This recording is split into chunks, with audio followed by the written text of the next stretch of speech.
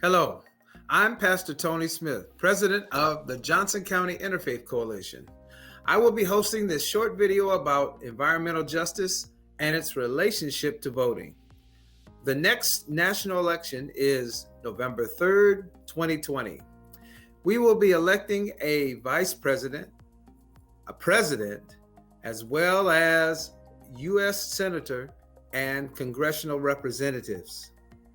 We will elect state legislators and folks running for county and local offices. When we cast our ballots, we are voting to address many needs in our community. Environmental justice is one of those needs. I'd like to introduce Becky Svatos, who has a degree in environmental engineering from the University of Texas and a civil engineering degree from the University of Iowa. She's an environmental consultant and a member of the Johnson County Interfaith Coalition Voter Engagement Committee. I'm Becky Svatos. I am passionate about the environment, social justice, and voting. I want to tell you why voting matters. If you care about environmental justice, your vote matters.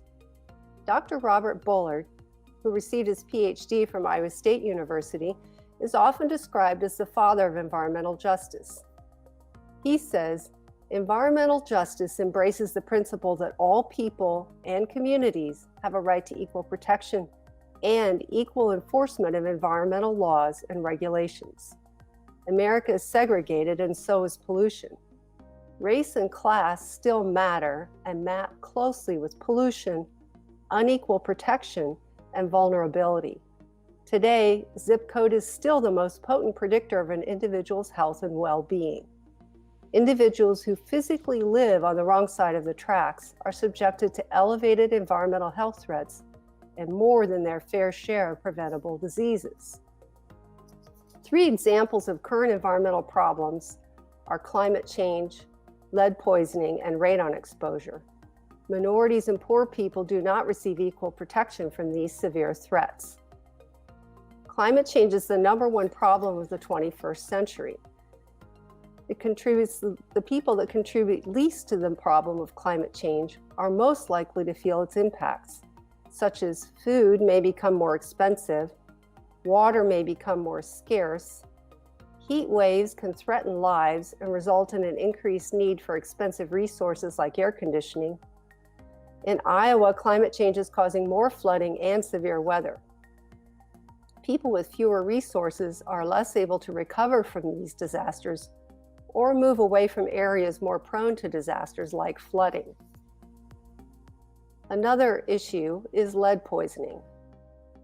Lead poisoning is a serious risk to children, especially those under age 6. Children can be poisoned from exposure to lead-based paint in homes, schools, and childcare facilities built before 1978. In Iowa, most children who are lead poisoned have lived in or visited homes built before 1960, which have especially high risks for lead exposure. About 45% of the homes in Iowa were built before 1960. Most children with lead poisoning do not even look sick. Lead exposure can cause damage to the brain and nervous system, slowed growth and development, and learning and behavior problems. Children with very high lead levels may have severe brain damage or even die. The only way to tell if your child is lead poisoned is to have their blood tested. Each year, around 340 children in Iowa are found to have elevated lead levels. Lead poisoning affects 1 in 14 Iowa children. This is 4 times the national average. Another environmental issue is radon. The American Lung Association in Iowa reports that radon is a colorless, odorless, tasteless radioactive gas that results from the decay of naturally occurring uranium in soil. Radon causes health risks when it rises up through the soil and enters a house through cracks in the foundation or other openings. People living in the house can be breathing radon gas and not even know it. If radon levels are too high, it can cause lung cancer. Smokers who are also exposed to elevated levels of radon have an especially high risk of developing lung cancer. Iowa has the largest percentage of homes with unsafe radon levels in the United States. An estimated 400 deaths per year in Iowa are caused by radon-induced lung cancer. A system can be safely installed to remove radon gas from a home, but it costs approximately $800 to $2,500. Elected officials can pass laws to prevent or manage the effects of climate change, to remove lead-based paint from homes and schools, and can mandate that homes be tested for radon and require removal of radon gas if levels are too high. It's important to learn how candidates plan to address environmental justice issues, and then for us to vote. Thank you, Becky. Now I'd like to introduce Diane Henry. Diane is a retired educator and is active in the League of Women Voters, and is a founding member of the Johnson County Interfaith Coalition Voter Engagement Committee. Hello, I am Diana Henry, and I have a lifelong commitment to education and racial justice.